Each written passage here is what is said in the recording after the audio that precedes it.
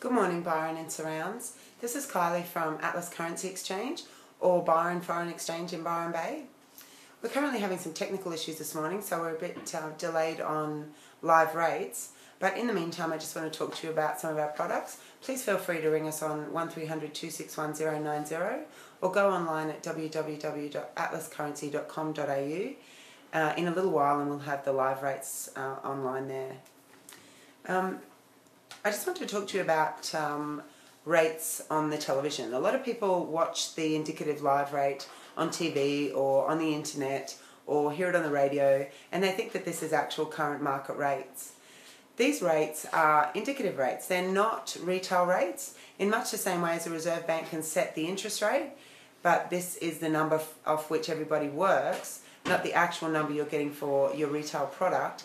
Indicative rates online and on the television give you a starting point or give you a strength value in comparison to what a currency was the day before, but it doesn't necessarily mean that much in regards to what you're going to get from a retailer, especially if you're comparing a bank to a foreign exchange to, for example, the airport. Airport rates are often 8 to 10 cents in spread.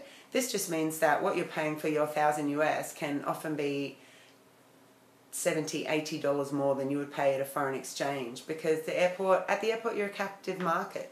Your money is in much the same way as the beer and the sandwiches at the airports. You're paying 4 times as much due to the fact that they have very little competition and they can do that, and also in terms of money, this is your last stop before you get on the plane, so they know that you're probably going to get the money there if you haven't already organised it previously.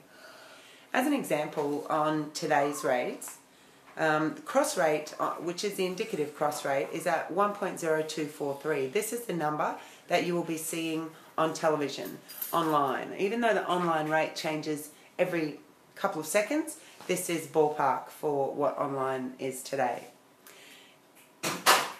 From a retailer's point of view, this rate doesn't exist. If you're doing cash, you'd be looking at more of a rate of 0.99 if you're purchasing cash.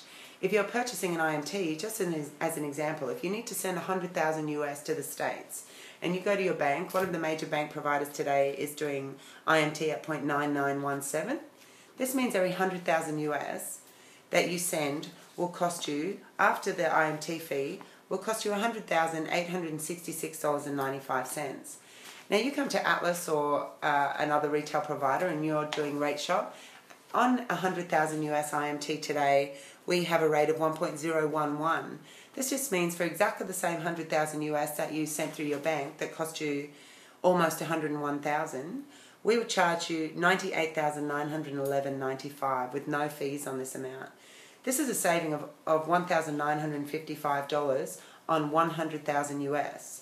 That's a fairly substantial saving of nearly $2,000 in your pocket for your beneficiary on the other end to receive exactly the same amount of money, their 100,000 US. So it's well worth shopping around in these instances.